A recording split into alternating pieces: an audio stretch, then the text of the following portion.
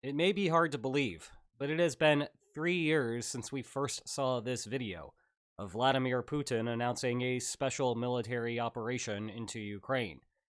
And although that did not actually last 3 days, the fact that we are still here is itself interesting, as the war trudges on well past the length of an average war. But given that, now seems like a good time to take a broader look at where we are in this conflict, in part how we got here, and then what may actually be happening in the near future. Moreover, those questions take on all the greater importance now that Donald Trump is in office, and sending signals that in fact he would like this war to end, and the terms by which it ends he's relatively indifferent toward. Indeed, for anyone unclear about the gravity of the situation, this photo revealed everything, as a US delegation met a Russian delegation inside of Saudi Arabia. Continuing with that thought, it seems likely that Trump and Putin will meet face to face, if they haven't already by the time that you watch this video.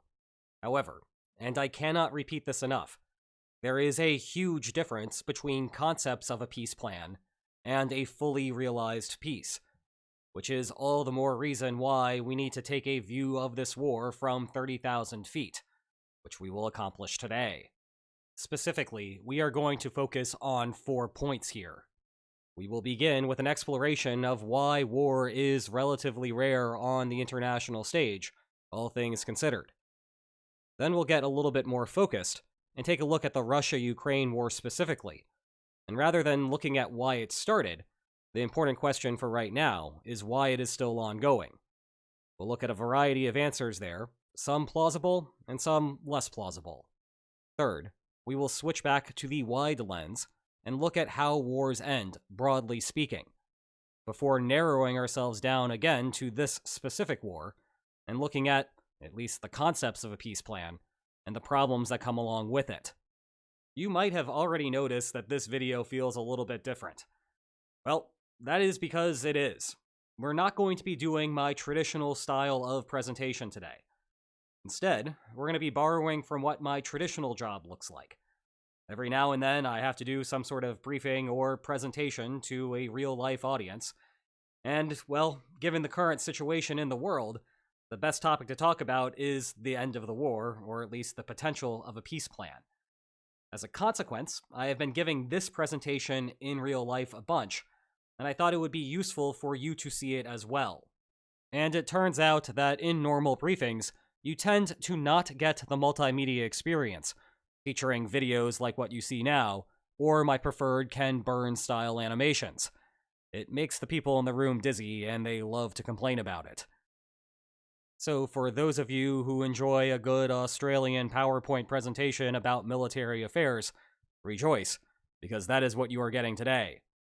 It also means that I am unscripted here, so this will be much more conversational than my usual video.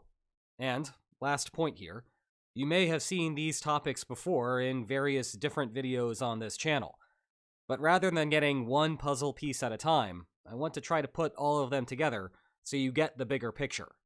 Also, if you ever need to explain to someone what lines on maps are, this will be your go-to. First, though, to be blunt, it has been incredibly difficult to keep track of all of the news over the last couple of weeks. There were meetings in Brussels, and goodness, the variation in the headlines there is something that we could spend a half an hour on. Then a phone call between Putin and Trump, the announcement that there would be face-to-face talks, and the culmination of that summit, which we saw earlier. You can also observe variation in the reporting there, with the French government-owned France 24 using a run-of-the-mill headline, while others chose to address Ukraine's absence at the table. Indeed, right-leaning outlets tended to portray the absence of a Ukrainian voice in a neutral light, while center sources discussed Europe's unease over the situation. How do I know all of this? It is thanks to today's sponsor and returning friend of the channel, Ground News. You, too, can quickly internalize all of this information with their Vantage plan, which showcases the funding sources of news outlets, government, private, or otherwise. And by signing up using my special URL, ground.news/linesonmaps, you can take 40% off the regular price. So head over there today to inform yourself and support this channel. Okay, let's begin with the basics of why war is relatively rare. And if you are familiar with our standard lines on maps logic, or what we would more professionally describe as crisis bargaining theory, then you already know what I'm going to be going over here, and so you might just want to skip to the next chapter. For those of you still here, let's think about a pure territorial conflict to make the logic a little bit easier to visualize. Still, what I'm about to say does apply to any policy dispute. It is just easier to draw the lines when we are talking about land. Let's pretend for a moment that we are omniscient creatures, capable of understanding everything that could possibly happen during this war. Then it would be possible for us to draw an expected outcome of war, say, hypothetically here. This is not me saying that this is the one true outcome of the war. I am not an omniscient creature, but I need to draw a line somewhere, and visually it will be helpful if I draw it about there. Nor am I trying to suggest that only one thing is possible during a war. There are a lot of random events that occur on the battlefield during a war, and the results of those random events determine where the outcome ultimately lies. Thus, it is possible with some probability that the outcome of the war will end up over here, or alternatively, will end up way over here instead. Thus, what this line represents is the weighted average of all of the possibilities, including the two that you just saw, plus everything in between, multiplied out by the probability that they actually do happen. Of course, wars do not just produce an outcome. There is a process that leads to those possible outcomes. And that process involves a lot of death, destruction of property, economic sanctions, economic distortions, lost economic growth, and all sorts of downsides associated with fighting a violent battle. Consequently, the actual outcome that both sides internalize is not just this division. It's this division minus some costs. For Russia, we will use this red line to represent its costs. Specifically, the space between the white and red lines is the costs of war to Russia, including all of those lost lives and economic productivity, converted to square kilometers of territory. Once again, and this will apply to every other line that I draw today, I am not trying to suggest that the actual sum costs of war for Russia is equal to the space seen on the screen now. Rather, it is just helpful to have a visual representation, and giving it that much space gives me a little bit more room to work around. Importantly, though, wherever in practice this red line would be drawn, it has to be bound to the white line, and specifically east of the white line. That is because the costs of war make the outcome of war look less attractive to Russia, and the way that you make it look less attractive to Russia territorially is to shift everything to the right. Having done all of that, the red line that you see here is not just a literal red line, it is a figurative red line.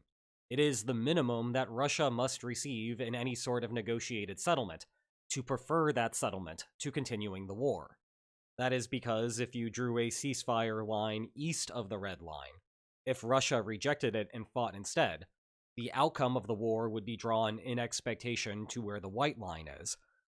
And even if you factor in all of the lost costs between the white and the red lines, the war outcome for Russia is better than the hypothetical settlement, which you will recall was east of the red line. Now, I know that the first time you see this, it feels a little bit weird to try to convert the value of human life to things like square kilometers of territory or other tangible goods.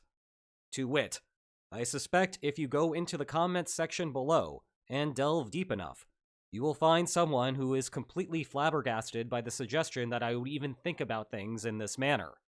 However, I assure you that this is something that governments do on a regular basis, and indeed, you do every day as well.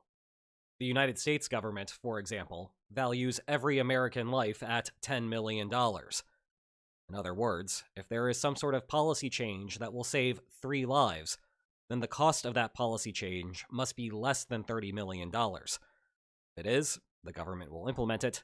If it is not, then the government is willing to sacrifice those 3 humans. As for yourself, when was the last time that you drove to work? Well, when you did that, you were implicitly making a similar sort of calculation. Going to work makes you money. However, Did you know that more than 100 Americans die every day in car accidents? You just gamble that the risk was relatively low compared to how much money that you would make. And, well, you know what? It pays off for most of us most of the time. As an interesting side note, I have made similar presentations to this countless of times to military audiences. And never, and I mean not once, has anyone in a military audience objected to what I have just said. It is a super controversial point for college freshmen. You will get tons of objections there. But for the people that actually have to internalize this process, well, they already have, and they've learned to live with it. Anyway, back to the lines. We need to think through the same process for Ukraine. But instead of a red line drawn to the east of the white line, it is going to be a yellow line drawn to the west of the white line. Once again, the space between the yellow and white lines represents how Ukraine internalizes its costs of war in terms of square kilometers of territory. Note further, and this applies analogously to Russia, if Ukraine cares a lot about the territory at stake, then the way it will internalize the same loss of life and economic resources is going to be relatively small, as compared to a situation where Ukraine is less resolved and does not care at all about the territory, in which case the way that its cost would be represented is through a larger space between the yellow and white lines. Resetting things, and just like Russia before it, the yellow line represents Ukraine's bargaining position. The most that Ukraine would be willing to give up goes up to that yellow line. The reason being is that if you were to draw a new border to the west of the yellow line, Ukraine could fight and, in expectation, take back up to the white line, and even after its costs of war, its valuation for that outcome would put it at the yellow line, which is better than the hypothetical line that was drawn west of the yellow line. And once we recognize that the yellow and red lines represent both parties' bargaining positions, something interesting happens. If we delete that white line, everything between the yellow and red lines represents what we might call a bargaining range. It is the set of territorial divisions that lead to better outcomes for both parties than fighting to a relatively similar outcome and suffering the costs of war associated with going through that costly process. The bargaining range always covers the expected outcome of war, represented by the white line, and flares out to the east and the west by an amount determined by how each side internalizes the costs of war. Now, the upshot for humanity here is that the very fact that war is unattractive gives both parties a whole bunch of incentive to try to negotiate a way out of a war, to stop a war from being started, and then once a war has started, to try to figure out a resolution to the war that then reduces the amount of costs that both parties are paying. And indeed, this is why war is relatively rare in the world. Yes, it is almost always the case that you can find somewhere in any given year that two countries are fighting one another. However, there are lots of different countries in the world that could be possibly fighting each other, and it is true that in any given year, two random countries are very unlikely to be fighting a war. And in fact, the odds of two random countries fighting in any given year historically is less than 1%. And it's all because war is costly. Once more, because war is unattractive, fortunately wars are relatively rare events. However, that leaves open the question of why countries do sometimes end up fighting each other, and perhaps more pressing for us today, why is it that Russia and Ukraine continue fighting this war 3 years into it? Well, the reason that this exercise remains important for those questions is because it helps us understand what are good explanations for war and what are bad explanations for war. Way, way, way too often, when you look at the media, you take a look at political analysis, or you open up a history textbook, the recipe for war seems to be something along the lines of, there's a substantive disagreement between the two parties, and therefore they fight. And sure, that is going to stay in our recipe book. If you don't have something that you are in conflict over, then no one is going to be killing each other to get something that no one wants. The problem here is that the substantive disagreement by itself does not explain why a war occurs. We just go back a previous slide. This is an example where two parties are diametrically opposed over some sort of issue at stake, here Ukrainian territory, and despite that, as long as you can reason what the expected outcome of war would be. If both sides find the war costly, then there's still going to be a range of settlements that are mutually preferable to an outcome that produces that, but also comes with the costs associated with fighting. So, yes, we are going to keep step 1, have a substantive disagreement, as a part of our recipe, but we are not going to close the book there. That would be equivalent to saying that the recipe for boiling water is step 1, get water. Sure, you need water to boil water, but you also need something to heat it up. And in this analogy, our source of heat is what we call a bargaining friction, something that prevents the two parties from saving on the costs of war. And I am not making an abstract academic complaint here. If you need both of these things for a war to actually happen, then that tells us something about how you can stop a war from happening, or stop a war from continuing if one is ongoing. Most countries are not at war with one another, even though there are substantive disagreements all over the place in the world. And even if we are looking at situations that have devolved into war, the vast majority of those end up in some sort of negotiated settlement. And the reason for this is not some sort of glorious political discourse. It is not like two countries that have some sort of substantive disagreement between each other will sit down at a table and then undergo a 2-hour moderated debate, at the end of which one of them will realize that it was in the wrong, apologize, and then terminate the disagreement. No, the reason that these sorts of things end short of a war is because the parties realize that there is some sort of settlement that will be better for both parties than actually fighting that war. And if it does end up in some sort of a war due to one of these bargaining frictions that we'll get to in a moment, the way that it ends is not because of a substantive disagreement being resolved. It's because they learn something or something changes about the facts on the ground that resolves the bargaining friction. And once the bargaining friction is gone, there's no reason to continue fighting. Either that, or there's one side militarily defeating the other, but that is relatively rare by comparison. The upshot here for third parties that might be interested in ending a war is that you don't actually have to resolve the substantive disagreement between the two parties. If you just figure out whatever the bargaining friction is, or maybe manipulate the incentives that surround the bargaining friction, you can avoid further conflict. And that provides a nice transition to the second topic for today, which is why the Russia-Ukraine war still continues. What I'm going to be doing here is looking at the 4 most commonly discussed explanations, give you the reasoning behind them, and then my take on their plausibility. And those 4 are disagreement over the expected outcome of the war, Russia trying to stall Ukraine's entry into NATO, entrenchments and power shifts, which you may recall is a topic that we've discussed on this channel recently, and finally, Putin's personal benefits. And, of course, the lines on maps will continue until morale improves. Remember that this white line represents the expected outcome of the war.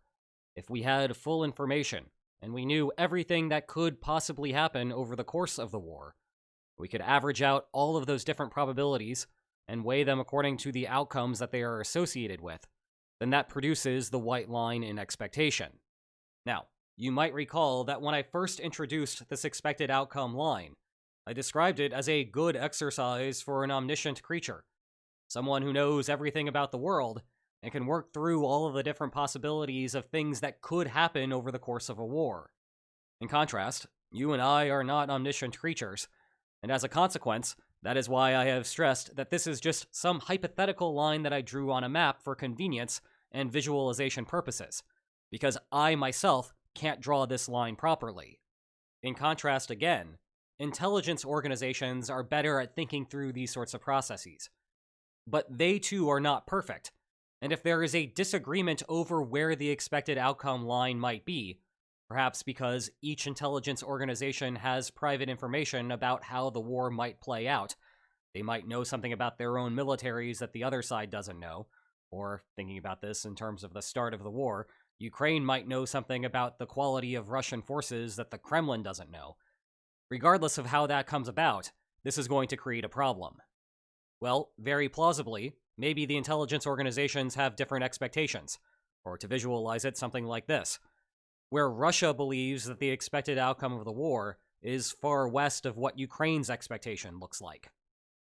Well, even accounting for costs, you might not get a set of demands that are compatible. Here, Russia's costs go from the white line on the left, corresponding to its own expectations, to the red line, meaning that Russia needs at least to the red line to be satisfied. And meanwhile, Ukraine's costs run from the yellow line to the white line on the right, reflecting its own expectation, meaning that Ukraine needs at least to the yellow line for things to work out. Well, if you are trying to figure out a settlement that is simultaneously west of the red line and east of the yellow line, good luck to you.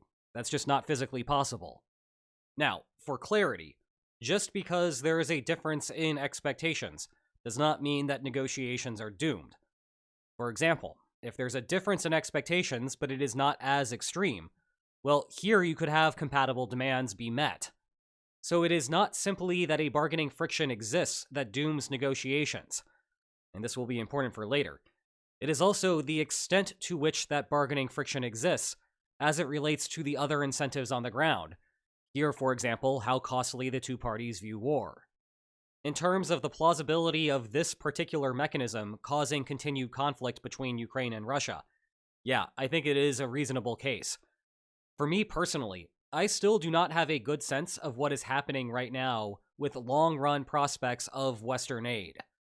You have Trump, who over the past month has been flip-flopping between Ukraine and Russia, and at least as I am currently recording this, has broken very hard towards Russia over the last few days. The problem is that I don't have much confidence in the consistency of that message. So if you are watching this video 2 weeks or 2 months from now, I can't be sure that the same message is being delivered, or if we haven't switched back to something that is completely the opposite. I suppose, for any given time period, the most likely thing that the Trump administration will be doing a week or a month from now is whatever the messaging currently is right now. But my confidence about that prediction about a week, never mind a month, is going to be relatively low. In other words, I can think of it as being a perfectly plausible world where the United States goes back to doing something else. And despite me talking about this for almost a minute now, we have not even broached the topic of the European Union. In other words, if the United States indeed withdraws all aid from Ukraine, what does Europe do in response? How much aid will Europe give to Ukraine? And even if you can focus in on whatever that aid amount might be from Europe, what is the quality of that aid from the perspective of Ukraine? In other words, we know what Ukraine is capable of doing with US weapon systems, and we know what Ukraine is capable of doing with the European weapon systems that they currently have. But what does the military situation look like if you cut out the United States part and then flood in more European parts? There are a whole bunch of question marks about all of those different topics, and as long as there are competing intelligence assessments coming out of both Russia and Ukraine that are relatively optimistic given a baseline expectation, well, you have a perfect recipe for war. And let me be a little bit more specific about that mechanism, because the logic gets complicated. Obviously, the United States withdrawing aid from Ukraine would be bad news for Ukraine, and as a corollary, good news for Russia. What I mean by optimism here is in the light of that news. So hold fixed a default expectation that this is relatively bad for Ukraine and relatively good for Russia. Where you run into a problem is if Russia thinks that it is pretty good news or very good news, and meanwhile, Ukraine recognizes it as bad news, but doesn't think it's particularly bad news. Ukraine would still like the aid coming from the United States, but also simultaneously thinks that it is not the end of the world. That's where you end up with differing expectations and the possibility of continued warfare. Okay, I really do want to move past uncertainty and competing expectations, but there is still one more thing worth discussing, and that is Russia's progress on the Eastern Front. This is what it has looked like over the last 7 months, and there are huge question marks from Western intelligence officials about how sustainable this is. Clearly, Russia is making gains, but the casualties that Russia is taking in order to do this have been substantial, and how well Ukraine is going to be able to fight back in the future depends on how effective Russia is going to be at recruiting to make up for those losses. That is something that depends, for instance, on the economic situation in Russia, which Russian officials will have private information about, and Western officials and Ukrainian officials might speculate about, but not actually know. We will return to the Russian economy in a minute, The concluding point here, though, is that there are tons of question marks about what's going on in the war, and thus it is very plausible to believe that there are differing expectations in Ukraine and Russia about what the outcome is. Now, ironically, I have uncertainty about whether that actually is the primary bargaining friction going on here. The point is, though, that it should remain in the conversation.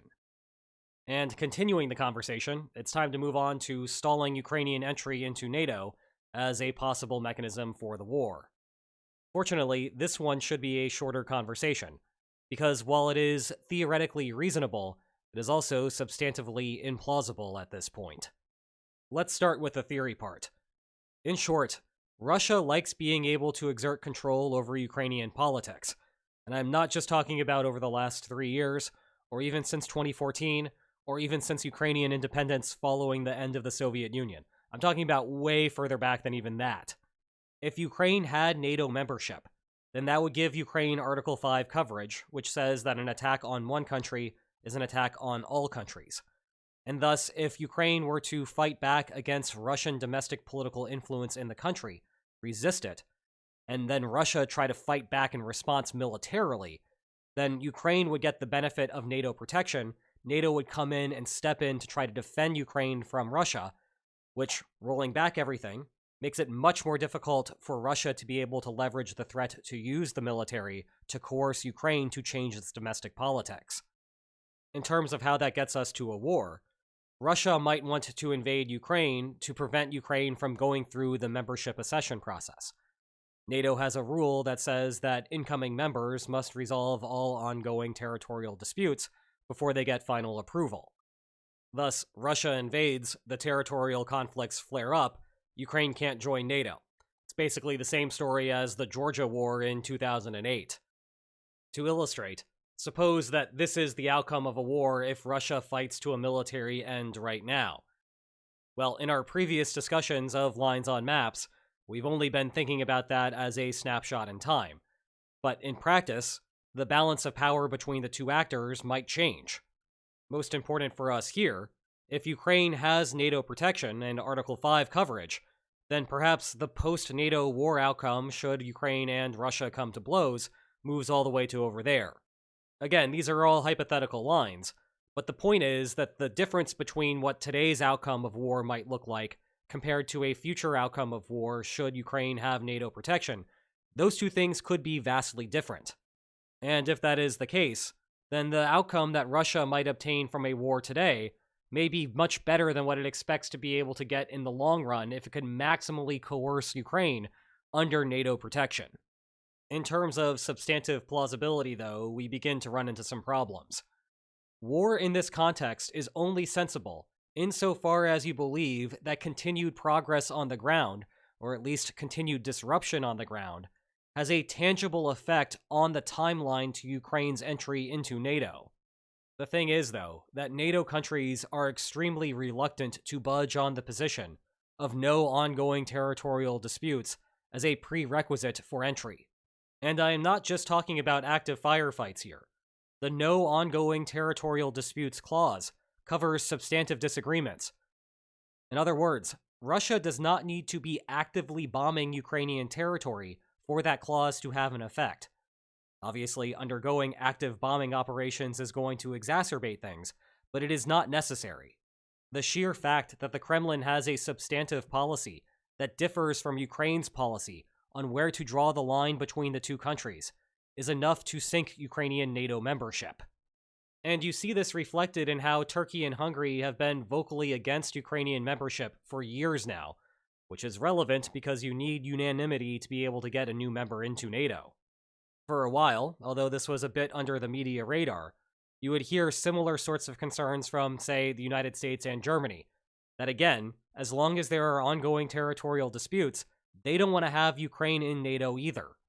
And then, for people who were not paying as close attention, you had Secretary of Defense Pete Hegseth at NATO headquarters in Brussels say explicitly that Ukrainian membership in NATO is not something that is on the table right now.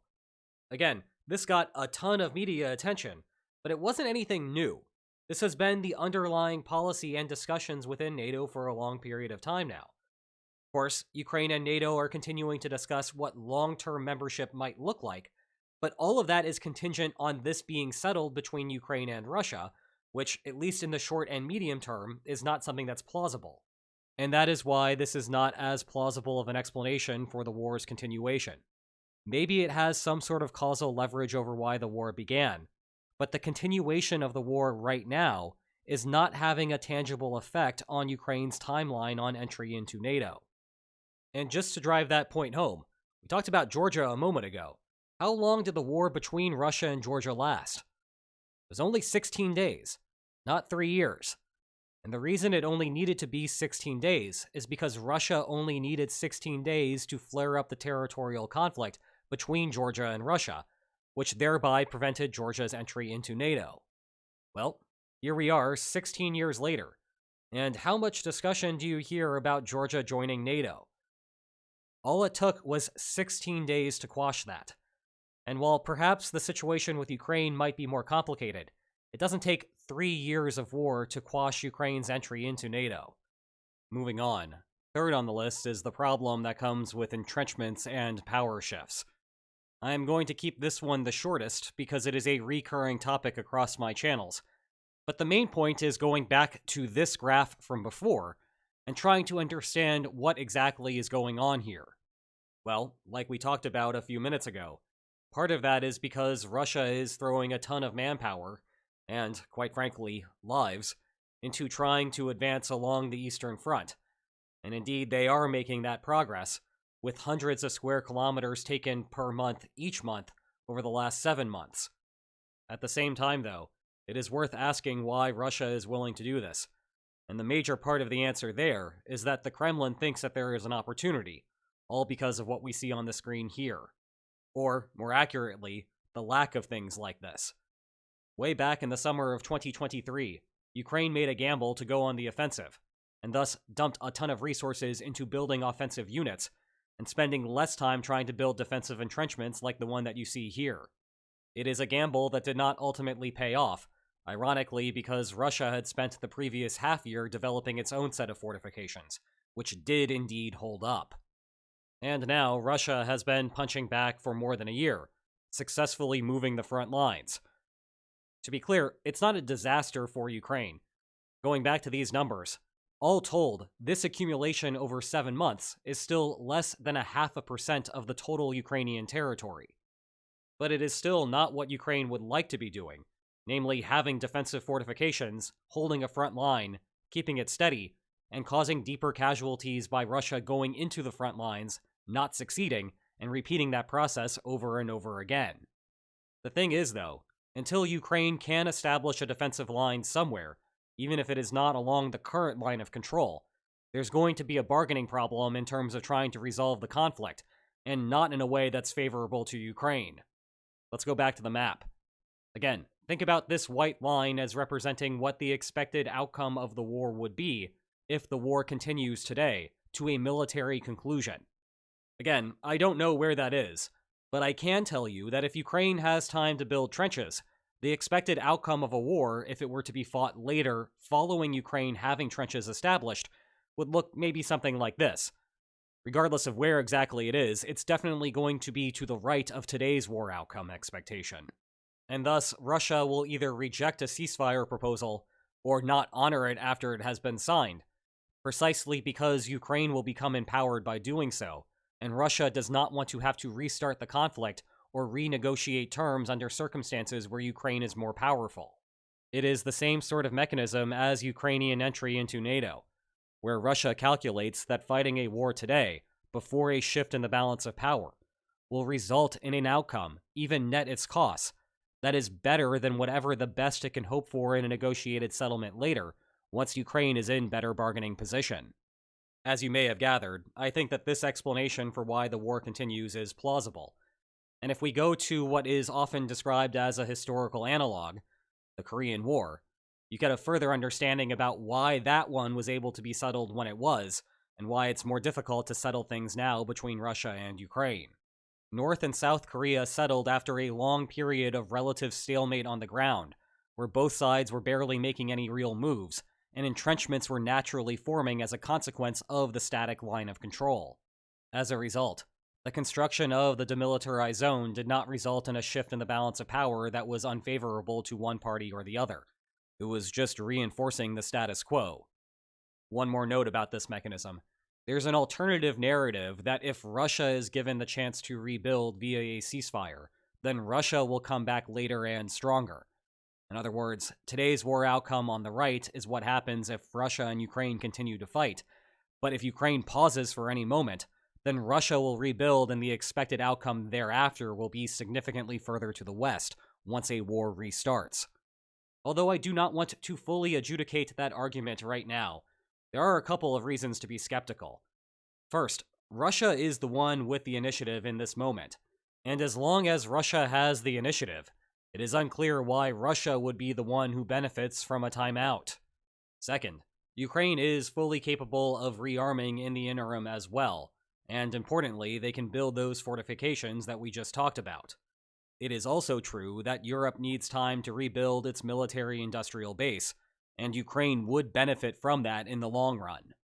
Nevertheless, it is curious that we're hearing these competing arguments being made at the same time, even though it is literally impossible for both of them to be true. Military power is zero-sum, so either Ukraine is going to benefit from the pause, or Russia is going to benefit from the pause. They both can't benefit from the pause. They may save on the cost of war for a short period of time, but in terms of the long-run trajectory of the balance of power, only one of them is capable ultimately of benefiting from the pause. Okay, getting to the last reason why the Russia-Ukraine war may still be continuing, we're at Putin's personal benefits. Fair warning, I am skeptical. The basic argument is that Putin cannot politically survive in the Kremlin without greater returns from Russia's investment in the war.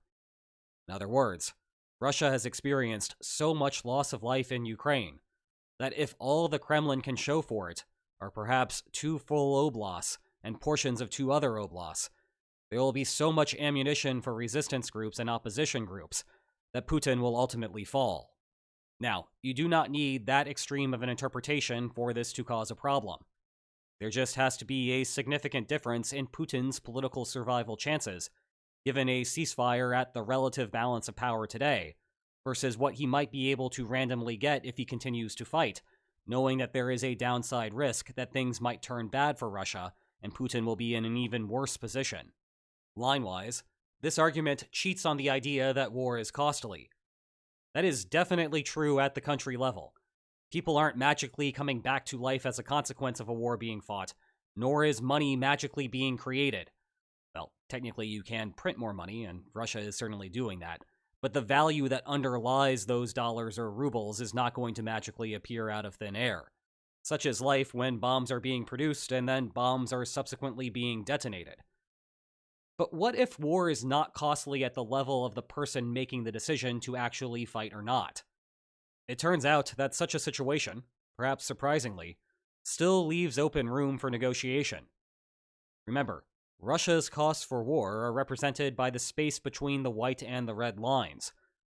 Thus, if war is free from the perspective of Vladimir Putin, then there is no space between those lines, and they need to overlap.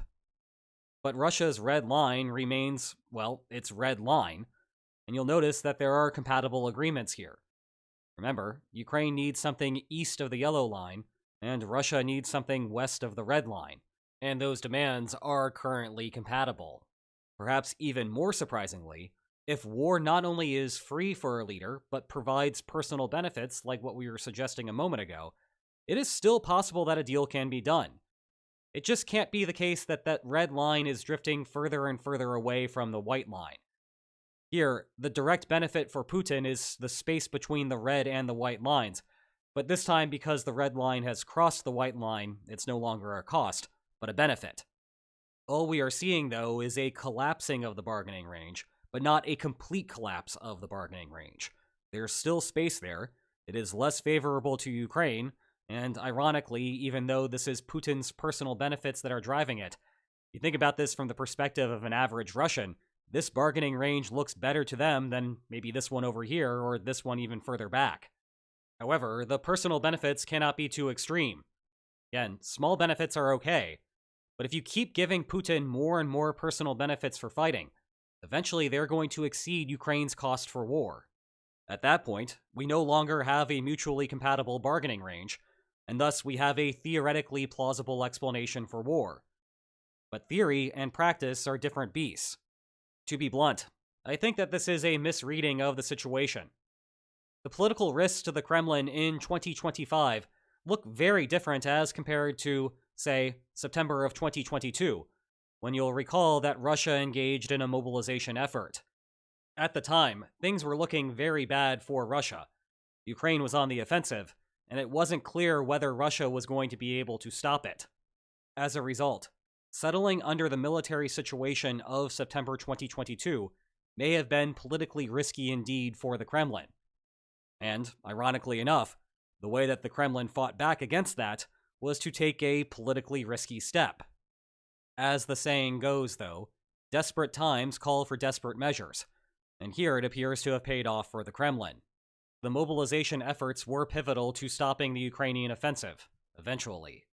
Now, had the Kremlin continued to use that mobilization procedure to fuel the Russian army for the next 2 years, then yes, Putin would be in a political corner, and having the amount of territory that Russia currently does in Ukraine may not be sufficient to guarantee Putin's political survival.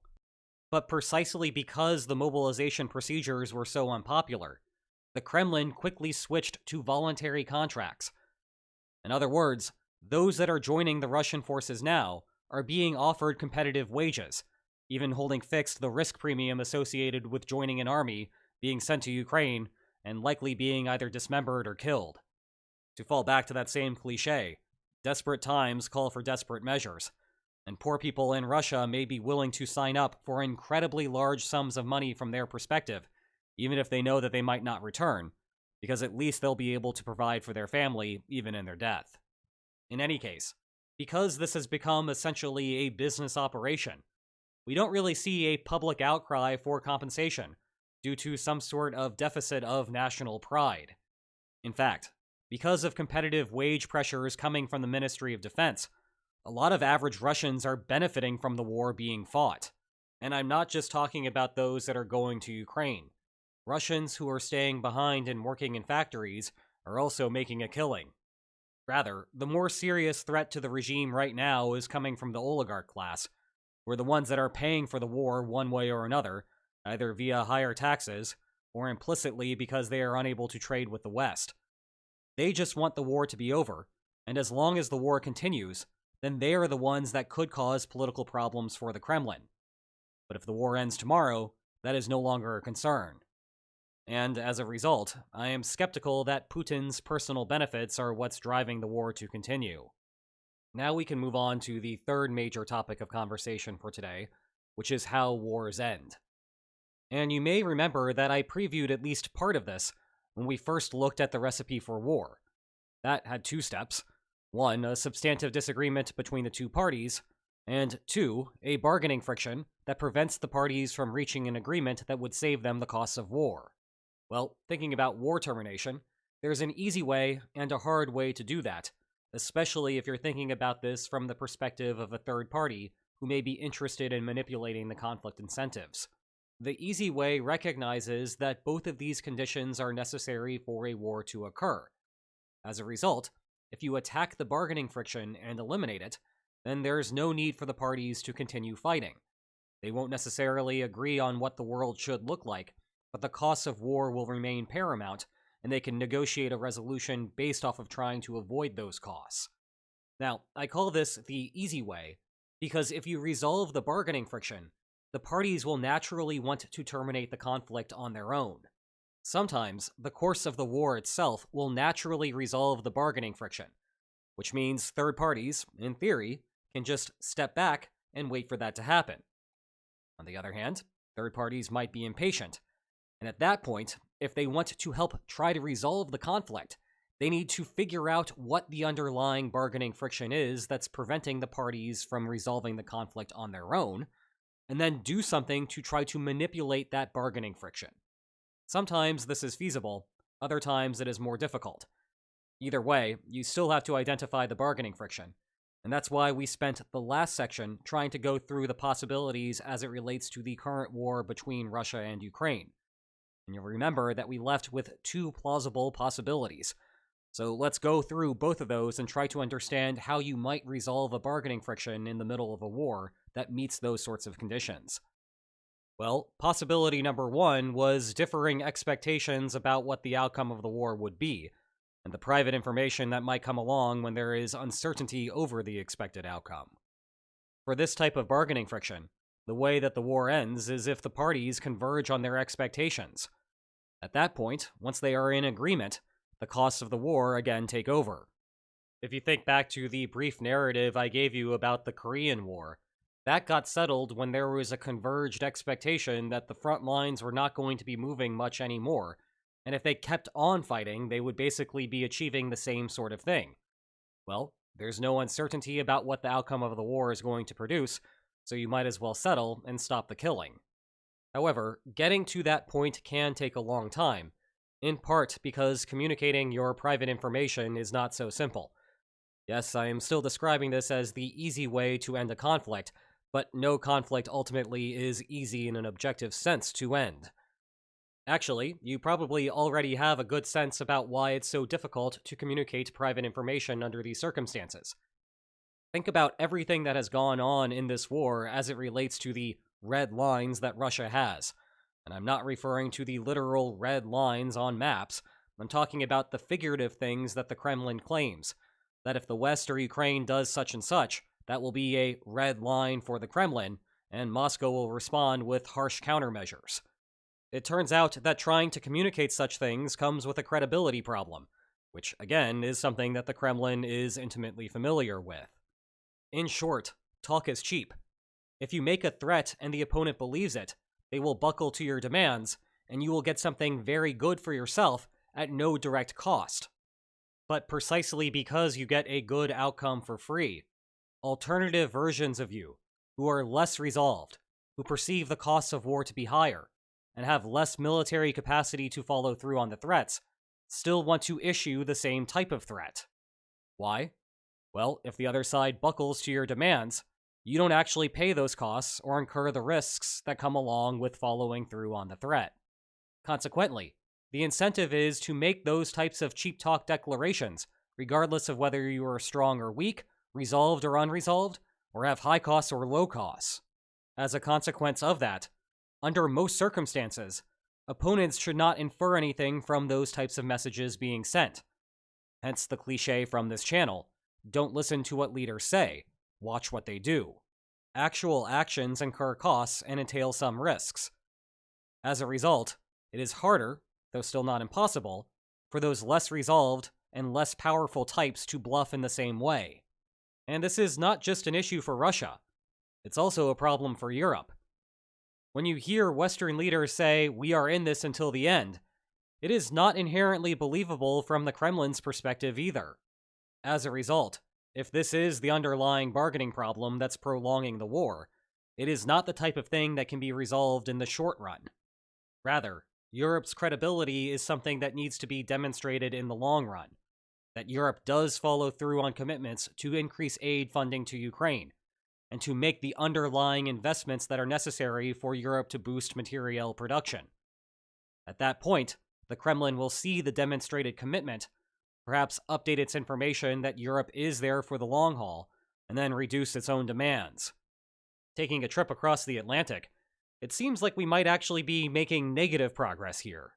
At the risk of repeating myself to no end, I have a hard time articulating what the Trump administration's strategy is here, and it may very well have changed 3 times between when I started recording this video and, well, right now in the middle of this video.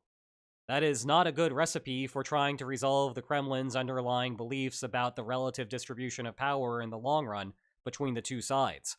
Undoubtedly, the Kremlin is becoming more optimistic as of late, and perhaps that is the right inference to make. On the other hand, maybe he's still leaving open the possibility of flip-flopping here, at which point the optimism from the Kremlin is unwarranted, and we're further away from being able to reach a settlement. And all of that does not even take into account the inferences that Ukraine might be making here. Now, the funny thing is that there are means within the United States legal system to establish credibility here. An act of Congress that funds Ukraine for a long-term period would actually do something like that. The reason being, to overturn an act of Congress, you need another act of Congress. This creates a status quo bias in the system of the United States. If you have something that is already law, to change it, you would need to have a majority from the House of Representatives, a supermajority from the Senate because of the filibuster rule, and the approval of the President of the United States to overturn that law. This is a mechanism that allows the United States to credibly commit to long-run policies if they so choose. And I suppose, in some ways, the fact that the United States has not done this before, either during the Biden administration or now during the early parts of the Trump administration, speaks volumes about the credibility of the United States, or at least the willingness of the United States to put forth long-run commitments. Transitioning to the other plausible source of a bargaining friction right now, the lack of fortifications that Ukraine has, well, there's some good news here. This one is a lot easier to resolve. You just build the entrenchments. That way, when there is a ceasefire and settlement put into place, the shift in the balance of power that will occur as a consequence of that will be relatively minimal. That is because, once you have established the entrenchments, Russia is no longer making progress on the ground, and thus the shift in the balance of power that would result from a ceasefire and a deal being made would be relatively small. That is basically the same argument about the Korean Peninsula and why the Korean War ended. As such, if Europe is going to be to some degree involved in the fortification lines and the entrenchments after a ceasefire is established, there's little reason why Europe should not be involved to some degree right now. Clearly, the thinking in European capitals right now is that if you go into an active war zone in Ukraine, your soldiers might get shot at which point there are going to be deeper questions about what you will do in response and how willing you are to be involved in this war. The thing is, though, that doesn't really change after the settlement is made. If Russia does not believe that you are credible and that you are willing to fight back in the event that you are fired upon, then placing your soldiers in those trenches after a ceasefire has been established doesn't really do much. And actually, you may never even get to that step, because Russia will just keep on marching. Ukraine will not be able to establish a defensive perimeter without Europe's help, perhaps. And as a result, we just keep going further and further west over time without a ceasefire ever actually getting established. Well, that takes care of the easy way, and if that is supposed to be easy, God help us with the hard way. But here goes. The hard way ignores the bargaining frictions of the bilateral relationship between the two main combatants, and instead goes deep on manipulating the war payoffs. The upshot with this strategy is that it is mostly agnostic about what the underlying bargaining friction is. So if not only we as analysts, but also the practitioners, are unsure about what's driving the war, whether it is the expected outcome of the war being in disagreement, or the lack of entrenchments on the Ukrainian side, or maybe a third thing, they don't actually have to figure that out to get the war to be resolved. The negative is that it can be more expensive to resolve the conflict because you haven't solved the underlying bargaining friction. That's why this is the hard way. It's essentially a brute force solution to the problem. Also, because you are not resolving the bilateral bargaining problem, the moment that you stop being a part of the peace process, the war is liable to restart. Brief aside, it is possible that these brute force tactics can have unanticipated side effects and exacerbate the underlying bargaining frictions. Those types of mechanisms are in fact the types of things that I am most interested in studying as an academic. Good news here is that I don't think that they're really applying to the situation at hand, so I'm not going to talk about it further. How exactly do you go brute forcing a solution to the problem? Well, usually there are two strategies here. One is known as peace subsidies, and it was a major driver of what went on with the Camp David Accords between Israel and Egypt. The standard narrative of the Camp David summit is that Jimmy Carter was a master diplomat going back and forth between the two delegations and figuring out something that would ultimately work. Well, he did do a lot of running around, but where the real heavy lifting came in was what Jimmy Carter was offering both sides as long as they agreed to some sort of peace deal. And that is exactly what a peace subsidy is. It is an amount of money or other sort of concession that is given to one or both parties if and only if there is not a war? Well, from an opportunity cost perspective, if the benefits of peace are larger as a consequence of the third party's proposal, then effectively speaking, the costs of war have become larger, which means the bargaining range has increased. Fortunately, for most bargaining frictions, the end result of this is that the circumstances where peace transpires is larger than in the absence of that third-party peace subsidy. In that light, what has kept the peace between Egypt and Israel is a long-run flow of aid from the United States to both of those parties as a way of saying thank you for having just a little bit more peace in the Middle East. Interesting note there. Remember 3 months ago when the Trump administration was trying to shut down USAID? Oh wait, that was 3 weeks ago. Everything happens really quickly nowadays. Well, it seems like one of the only things that survived those cuts was the assistance provided to Israel and Egypt. Again, because it's a peace subsidy, and if that were to disappear, well, you might see conflict resume between those two parties. Or maybe somehow Doge overlooked that. I have now just pointed it out to him, and we'll suddenly see that aid be cut in short order. If so, my bad. To visualize what's going on here, let's go back to the situation between Russia and Ukraine. Remember, a peace subsidy effectively acts as an additional cost of war. So instead of having costs like this as a baseline, when you have the third party offering the peace subsidy, those costs might get larger like this. Both sides' reservation values have become a little bit more relaxed, and so now it might be possible to get a deal done here that was not possible previously. The other main brute force way to try to build a peace is through conditional armament, which was a big part of the Dayton Agreement. The United States was already intervening in the Bosnian War, but at the same time, wanted to see it come to an end. Basically, the United States told Yugoslavia that Yugoslavia had to sign the agreement, otherwise the United States would increase its support to the opposition. Meanwhile, if the opposition refused to play ball, then the United States would withdraw some of its military support. This remains the most likely means that the United States will use between Russia and Ukraine. That is Keith Kellogg that you see on your screen, the United States' special envoy to Ukraine. He is a Trump appointee, and last year he co-authored a peace plan that essentially tries to leverage those conditional armaments to convince Ukraine and Russia to reach a deal. Now, there has been a whole lot of intrigue over the last couple of weeks about Keith Kellogg perhaps being squeezed out of the peace process.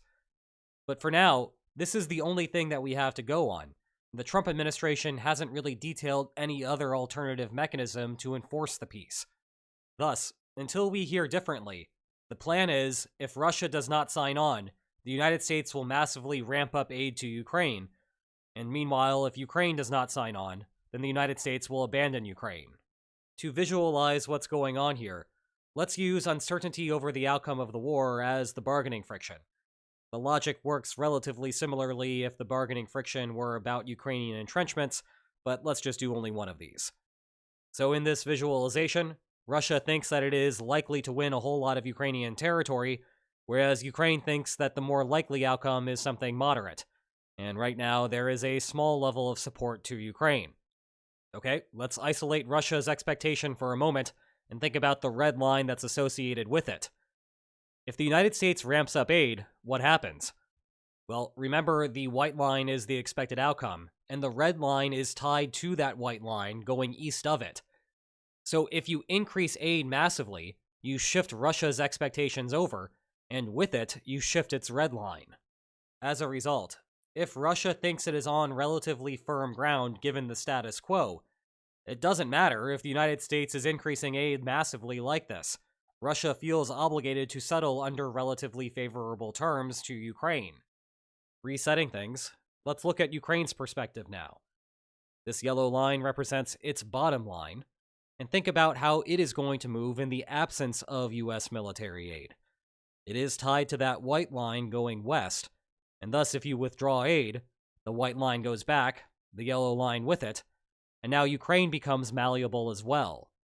Thus, you have two sides that are very much open to having a negotiated settlement, out of fear that something much worse will happen if they refuse.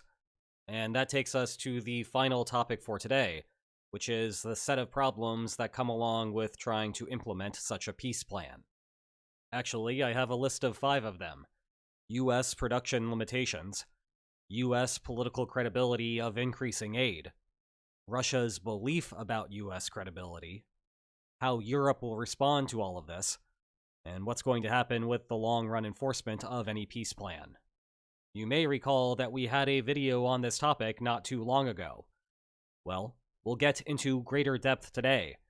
But besides that, a whole bunch has changed in the bilateral relationship between the United States and Russia, the United States and Ukraine, and the United States and Europe. So we need to discuss how that's going to fit in with all of this. Back to the list of the 5. Production limitations are a prerequisite for the other problems that follow, so let's focus on that to begin with.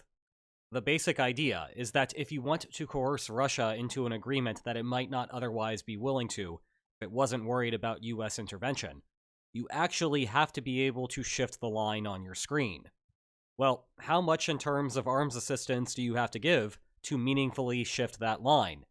If it is going to be, say, a whole bunch of stuff, you actually have to be able to produce all of that stuff to have the effect that you want. If you can't actually shift the line, then Russia is not going to be worried about what the effect of increased aid to Ukraine is. Well, the problem there is arms donations are limited to what you can produce. And after the Cold War ended, the United States actively engaged in a round of contraction of arms suppliers and manufacturing facilities.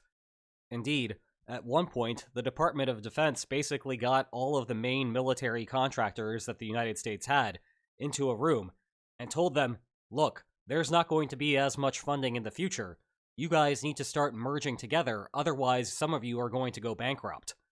Now, to be clear, this was a sensible choice at the time. US military spending during the Cold War was elevated because there was a great threat from the Soviet Union. Without the Soviet Union in the picture anymore, there was not as much need to spend on military capacity. Of course, in some sense, it might be nice to have excess military capacity, but if you think about long-run coercive capability, the more that you are spending on your military, the more that you're diverting economic incentives to a productive economy, which means your economy is not going to grow as much. In turn, much later down the line, if you really want to ramp up your military spending, you don't have as large of an economy, so you can't spend as much on your military. Consequently, as bizarre as it may seem, reducing production capacity in the early 1990s actually boosted US potential military production into the future. The key word there, though, is potential. In the meantime, the United States adopted what is known as just-in-time manufacturing, where the United States intentionally was not trying to stock up its warehouses, and rather produce according to demand. If someone needs something this month, then it will be produced this month. They won't be pulling from the shelves and then trying to restock the shelves later. Again, in terms of the pure economics of the situation, just-in-time manufacturing is great. It is cheaper, it is more profitable. But in terms of having an insurance policy about what could happen in the future, it has some risks. Now that the United States is in a situation where it would be nice to have large stockpiles, well, the United States is out of luck with that one. Although it is not the end of the world from the American perspective, the United States needs to take active steps to return to a position similar to the 1980s. It cannot just take existing factories and run them for longer hours. No, there has to be deeper investment to produce more factories that can produce more supplies. What's interesting about the most recent developments between the United States and Russia is that the Trump administration seems to be saying that it wants to figure out ways to cut back on military spending, which is the opposite from a lot of the conversation that had taken place in the months before Trump came into office, both from Trump and previously the Biden administration. Now, there are some deeper problems with that philosophy and trying to implement this peace plan, and we'll get to those in a minute. But at least from a basic perspective of trying to shift Russia's expectation from here to all the way over here, the philosophy isn't necessarily running against that. The reason being is that much of the discussion has been couched in terms of conditional disarmament, that the United States is only willing to cut back on its production if China and Russia agree to do the same. Well, that would have to presuppose that the war in Ukraine comes to some sort of end, which means that the United States has Russia agreeing to something, which means that the United States does not actually have to produce all of these extra armaments precisely because Russia is agreeing to the deal. So that part is okay, but it does raise questions about the second part, which is the political credibility of increasing aid. Trump spent most of 2024 on the campaign trail, arguing that investment in Ukraine was a waste of US taxpayer dollars. Important to note here, I'm not talking about military production in general, but specifically aid to Ukraine was a waste. That being the case, it raises questions whether Trump would actually arm Ukraine when push comes to shove if Russia withdraws from the sort of peace plan that Trump has in mind. And that is before we even start thinking about the broader DOGE agenda to reduce government spending. Actually, at the time of the recording, it seems where DOGE is next planning to go is the Department of Defense. Why does that matter? Well, think back to my earlier warning. Do not listen to what leaders say, watch what they do. And as a corollary to that, do not listen to what leaders threaten to do. Pay attention to what they are capable and willing to do when push comes to shove. It is not good enough to simply say that Russia's expectation looks like this absent increased US aid, and that, conditional on the US providing aid, Russia's expectation shifts to over here. If you actually want Russia's red line to be that far east, and thus Russia be malleable in peace negotiations, it needs to be true, again, when push comes to shove, that the United States would follow through on the threat and increase military aid if Russia refuses to play ball in negotiations. Absent that, it does not matter what Trump says that he is going to do, or the other sorts of threats that he levies at Russia. If Trump is not going to follow through, then Russia's expectation actually just stays over here, and in turn, Russia will be much more belligerent in negotiations. If you think that was problematic, don't you worry. It gets worse. Issue number 3 is Russia's belief about US credibility. So we're moving away from what the United States would do and getting to a meta-belief about what Russia thinks the United States would do, which is equally important to getting all of this to work. Once more, this line represents Russia's expected outcome of the war, conditional on the United States increasing its aid. Or, more precisely, conditional on the amount of aid that Russia perceives that the United States will provide. In turn, if Russia's expectation is that the United States will not provide 9 of these shiny HIMARS vehicles, but rather stick to the one that was representing the status quo quantity that the United States was providing Ukraine, then the line isn't all the way over here. It's back to where we were before. This then creates the problem where Russia refuses to negotiate, believing that the United States does not actually have any leverage, but the United States does have leverage. And so when Russia starts standing firm, the United States actually has to respond by providing all of the materiel to Ukraine. This outcome is much worse for the United States than the situation where Russia actually believes the threat. Because when Russia believes the threat, the United States doesn't even need to follow through to get Russia to comply. Here, the United States does have to follow through, which means the United States has to spend all of the money sending the armaments to Ukraine. Now, the partial solution to this problem is to just start arming Ukraine now.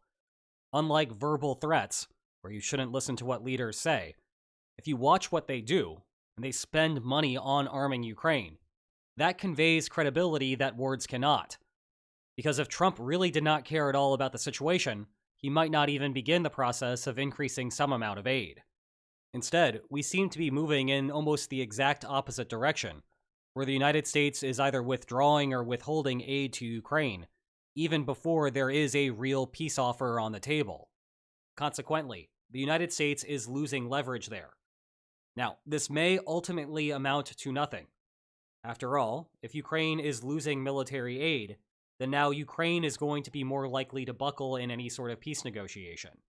In turn, we may not ever see the situation where Russia is refusing a negotiated settlement, and so the United States has to ramp up military aid back to Ukraine.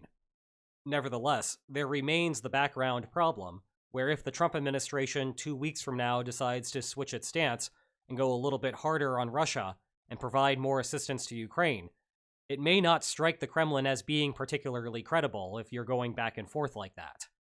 But let's continue with the thought process about what happens if the United States abandons Ukraine. Well, there's another important actor here: Europe. What would Europe do next after that? Again, there have been recent developments on that front, which seem to make this question all the more pertinent. Europe is very unhappy right now.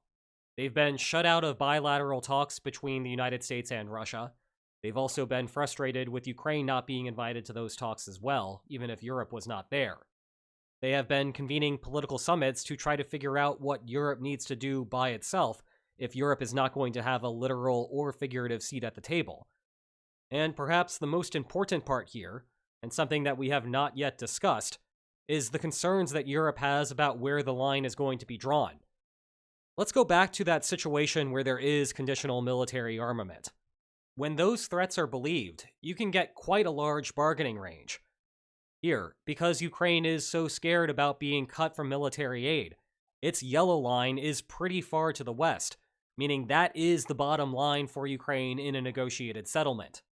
Meanwhile, because Russia is equally concerned about Ukraine receiving ample military aid if it does not come to the table, Russia's red line has shifted very far to the east, and thus now Moscow is also very malleable in the negotiations. As a result, the bargaining range is huge, but there are critical distributional consequences of that. Ukraine would like a finalized line of control to be as far to the east as possible, and for its part, Russia has the opposite preference. It wants the line of control as far west as possible.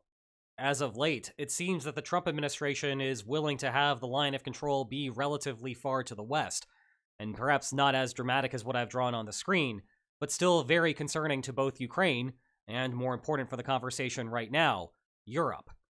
That is because Europe has agency here as well, and if the United States chooses to cut aid to Ukraine, there's no reason that Europe cannot step up to replace at least some of it, if not the majority of it. To visualize what I mean, let's start with the status quo, and Russia's expectation conditional on how much military aid is currently flowing to the country. If Ukraine refuses to negotiate, then the United States pulls the aid, and Ukraine's expectation was supposed to move back to here. But the without support label is misleading. Europe, of course, is already providing support, and if Europe ramps up that support in the absence of the United States, perhaps Ukraine's expectation is actually over here. If so, then Ukraine's position is malleable, but the Trump administration might not have as much leverage as it would hope for. There is an important caveat here, though, that Europe has the same production capacity that the United States has, but worse. Europe also took advantage of the end of the Cold War to contract its military industry, but unlike the United States, Europe has not been as actively involved in international military affairs in the interim. As a result, the United States still has more capacity than Europe does. Therefore, in a video full of irony, we get to another ironic point, which is that Europe will likely have to buy from the United States if Europe wants to supply Ukraine to the level as perhaps Ukraine needs to be supplied. There are also questions about where Europe will get the money to do all of this, and you may have noticed within the last week and a half or 2 weeks that there's been increased discussion about using the frozen Russian assets, the most of which Europe is in control of, to spend that money to buy US military goods to then send over to Ukraine for Ukraine to fight Russia.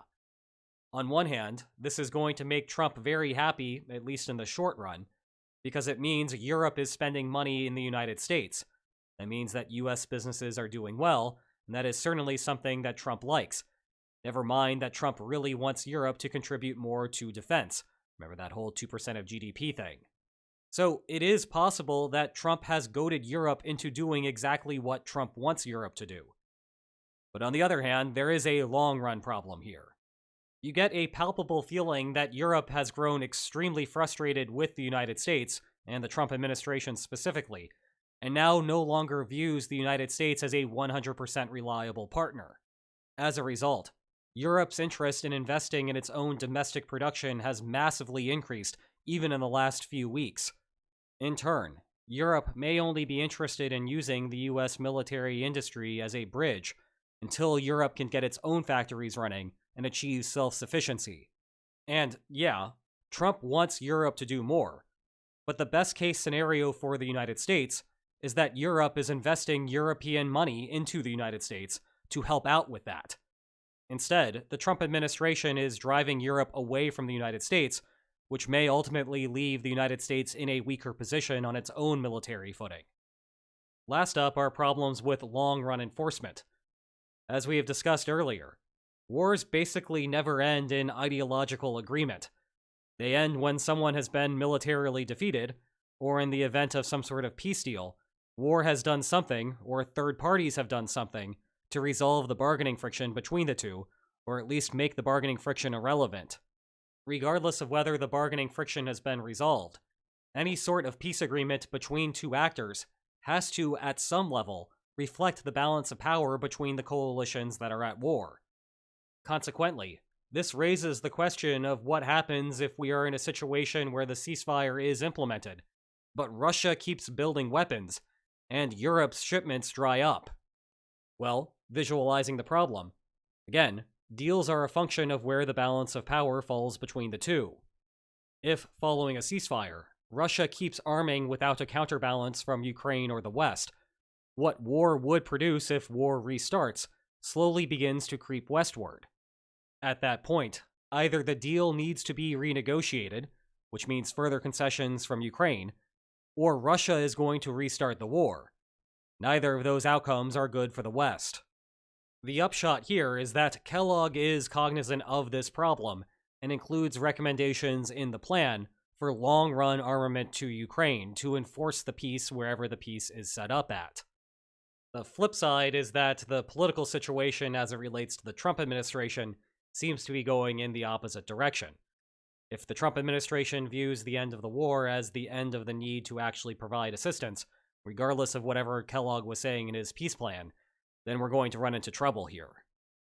Then again, we ought to go back to that discussion regarding entrenchments, and how the post-war fortifications are supposed to seal up whatever the line of control is when the ceasefire is declared.